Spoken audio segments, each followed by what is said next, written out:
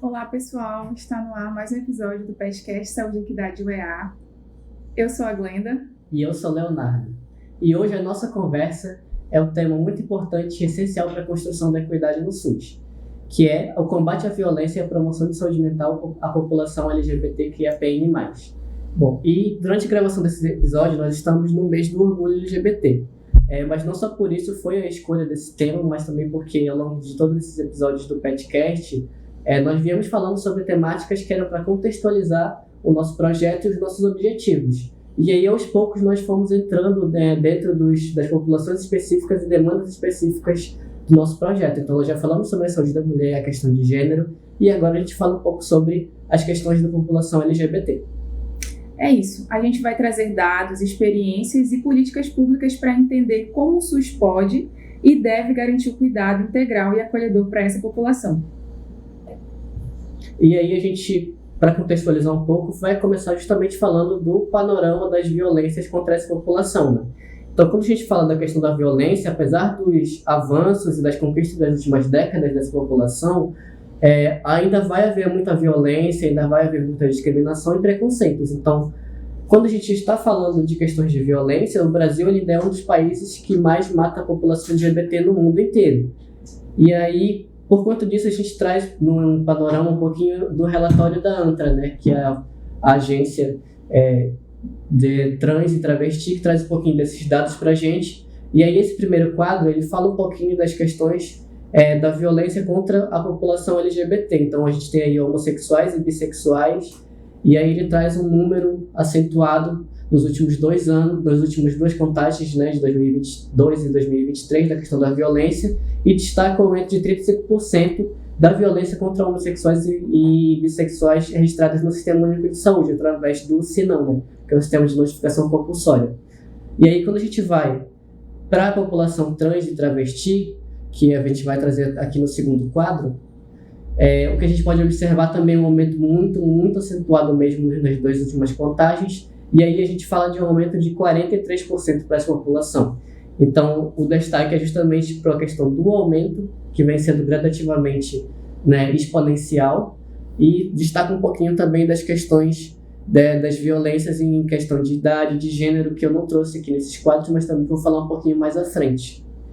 E aí, quando a gente fala de questões de motivações, dos tipos de violência, esse relatório ele não traz muito explícito essas questões. Então, a gente precisa investigar um pouquinho em outros quadros, a gente precisa ver outros relatórios, precisa acompanhar outros estudos. Então, eu trago aqui o que é uma fonte do próprio Conselho Nacional de Justiça, da Agência Brasil e também de alguns estudos e pesquisas científicas, né? Então, quando a gente fala de casos de violência em si, a gente vê que ainda vai ter uma parcela muito grande da violência física. Então, por conta disso, a gente tem um alto índice de assassinatos, de agressões e da próprio dano e agravo físico. Então, também tem que destacar a questão da violência mental, da saúde psicológica, que ainda é muito afetada, a violência sexual, aí também a patrimonial e financeira, que vai acontecer bastante. E quando a gente está falando de motivações, ou seja, o que leva a esse tipo de violência, o que leva a esse tipo de crime, a principal motivação ainda vai ser a questão da própria LGBTfobia. Então, vai acontecer o preconceito, a discriminação por conta dessa população ser quem ela é. Então a gente vai ter intolerância, discriminação e ignorância por parte das pessoas que cometem esse tipo de crime. Mas além disso também vai se destacar a questão de injúria, de calúnia, da equiparação ao racismo, que também está dentro desse preconceito, e principalmente também a questão religiosa, entidades religiosas que vão estar aferindo essa questão de preconceito. Mas essa violência ela vai além do homicídio, de forma muitas vezes silenciosa e naturalizada. Ela começa na infância, com o bullying na escola, onde essas crianças elas são alvos de xingamentos, agressão física, e dentro de casa elas podem enfrentar rejeição familiar ou mesmo tentativas forçadas de correção da sua orientação sexual ou identidade de gênero. No trabalho também, porque essas pessoas elas têm dificuldade de serem inseridas no mercado de trabalho e também nos serviços de saúde. E então, falando um pouquinho dessa questão da violência que extrapola a questão desses ambientes, a gente também fala da violência institucional, né? Então, a gente fala do ambiente de trabalho. Então, como esse campo em que as pessoas LGBT vão estar inseridas, vai haver muita discriminação quando for elas buscarem o atendimento, e também vai ter a questão do despreparo de quem está ali para atender, para quem está dando assistência. E aí também tem a questão do próprio trabalhador que é LGBT e está inserido dentro do contexto do SUS, que vai sofrer com esse tipo de preconceito também. E tudo isso é violência. Com certeza. E essa violência constante, ela impacta diretamente a saúde mental. E nós temos dados da Fiocruz que mostram que pessoas LGBTQIAPN+, elas têm o dobro e até 4 vezes mais risco de desenvolver transtornos mentais como ansiedade, depressão e transtorno de estresse pós-traumático. E aí também, quando a gente fala de questão de saúde mental em população específica que é afetada, a gente também traz alguns dados que vêm desse mesmo relatório da ANTA, mas também vem da CDC, que ele é adaptado do Instituto da Paz, que ele fala justamente da questão da população jovem, então ali entre 10 até 29 anos, o quanto eles são muito impactados nas questões de saúde mental por conta dessa violência. Então o risco de suicídio nessa população e nos jovens ela é muito maior. Então quando a gente tem esse estudo falando sobre essas questões, também tem um risco aumentado de até 6 vezes maior, né, da violência que a gente chama de autoprovocada. E aí também que acaba sendo subnotificado. Mas nós temos também um dado muito importante, que quando há apoio familiar e social, esse risco ele diminui drasticamente, ou seja, o acolhimento ele pode salvar essas vidas. E aí, quando a gente fala de questões de dificuldades de acesso, de todas essas questões para a pessoa conseguir o atendimento, conseguir essas redes de apoio e de acolhimento que vão além da família, a gente também fala do serviço de saúde, né?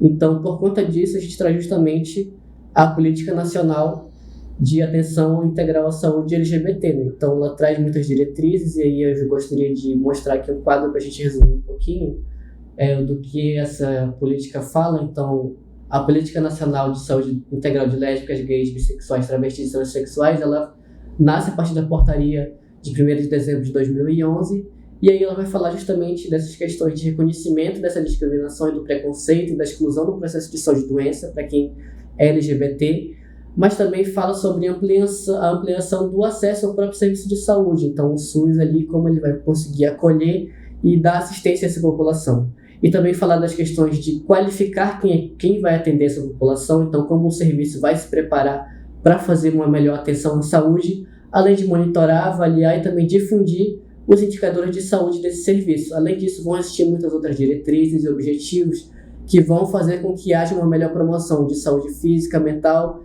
e etc. E aí, Leonardo, a gente entende que na prática é muito difícil alcançar todos esses descritores, né? Até porque muita gente ainda enfrenta preconceito, estigma nos serviços de saúde. Os profissionais eles não respeitam o nome social, eles demonstram um total despreparo ou mesmo negligenciam o atendimento a essa população. Bom, e aí quando essa pessoa que vai ali procurar o serviço de saúde acaba sofrendo esse tipo de preconceito e discriminação, isso também atrapalha muito a experiência dela e a busca pelo atendimento. Então vai acontecer muito o abandono. Então essas pessoas não vão querer voltar ao serviço de saúde porque elas sabem que quando chegar lá, elas não vão conseguir ter suas demandas atendidas, vão sofrer com preconceito, e isso vai acabar afastando a pessoa do serviço de saúde. Então é importante trabalhar em cima de todas essas problemáticas dentro do SUS, né? E é isso, nem tudo são retrocessos, né? Algumas experiências elas têm dado certo, elas têm tido êxito. Em Manaus, por exemplo, nós temos casas de acolhimento voltadas para a população LGBTQIAPN+, em situação de rua. Isso é muito importante, né, Léo? E aí quando a gente fala justamente das questões de experiências, de como lidar com todos esses problemas e da saúde mental, né? Principalmente da questão de saúde mental, não existe assim estratégias específicas de acolhimento ainda.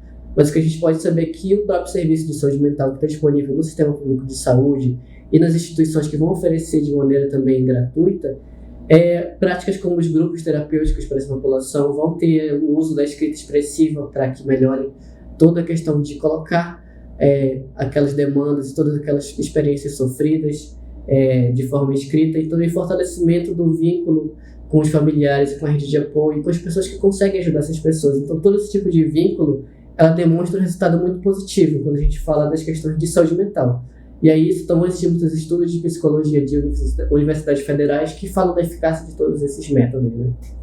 E aí também existem as iniciativas voltadas, né, para a formação profissional, que abordam a diversidade e os direitos humanos, e isso precisa ser uma política permanente dentro do SUS para que exista de fato um cuidado mais integralizado e humanizado para a população LGBTQIAPN+.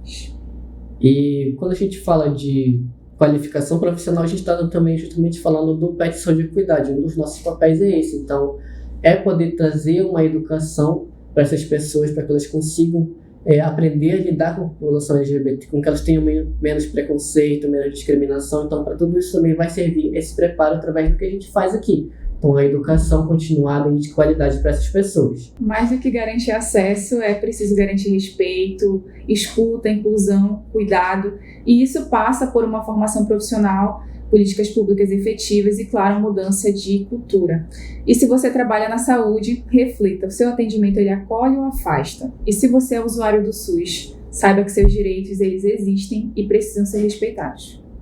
E aí também, para encerrar esse episódio, gostaria de trazer um relato que é meu, né? Meu mesmo, porque eu consigo me inserir dentro desse lugar de fala, pertencendo à comunidade LGBT e também aos dois mundos. Então, eu sou a pessoa que utiliza o serviço de saúde e que também está dentro da pessoa que vai acolher, que vai atender, pertencente à enfermagem. Então, quando a gente fala de preconceito, a gente vê dos dois lados. Então, é visível enquanto eu estou lá, o quanto vai existir preconceito, discriminação, falas que são muito impactantes dentro da saúde mental, que vão fazer com que a nossa experiência dentro do sistema de saúde seja negativa, e muitas vezes não é culpa do sistema de saúde, mas sim da falta de qualificação e de preconceito, que é muito pessoal às vezes. Então vai acontecer muitas dessas questões. E também ali do outro lado, estando dentro dos estágios, dentro do serviço de saúde, para atender essas pessoas, a gente vê o quanto há muito despreparo das pessoas que estão ali atendendo, quanto o acolhimento ainda vai faltar ser muito melhor e humanizado, e que a gente precisa trabalhar muito em cima disso. Então existem muitas experiências negativas que a gente sabe que precisa ser banida, que a gente precisa tirar essas experiências e acolher muito melhor. Mas assim, nem tudo é negativo, vão existir experiências muito boas. Então já cheguei em lugares que as pessoas se preocupam em saber qual seria o pronome correto a ser usado para a pessoa, qual gênero ela se identifica, como ela gostaria de ser chamada, qual seria a demanda dela, e tentar escutar da melhor maneira possível. E quando a gente fala de profissional de saúde, ter colegas que vão acolher muito bem o outro e que vão tratar essa pessoa de uma maneira mais inclusiva, e também não só considerando a questão da sua identidade de gênero ou sexualidade, mas considerando a pessoa como um todo. Isso é muito importante para que a gente acompanhe cada vez mais o serviço de saúde, tanto para quem está atendendo, também para quem vai buscar o serviço de saúde. E também encerrar esse episódio também chamando vocês para acompanhar a gente nas nossas redes sociais. Então, lá no PET Saúde e Cuidado da UEA, no Instagram, e também no YouTube, onde a gente vai lançar esse episódio aqui. E também convidar vocês para compartilhar esse episódio com quem precisa ouvir, com quem precisa estar escutando o que a gente está falando aqui hoje. E também a gente espera vocês nos próximos episódios, e que vocês compartilhem com a gente experiências e relatos também nas redes sociais. É isso, gente. Até a próxima. Muito obrigado. Até a próxima.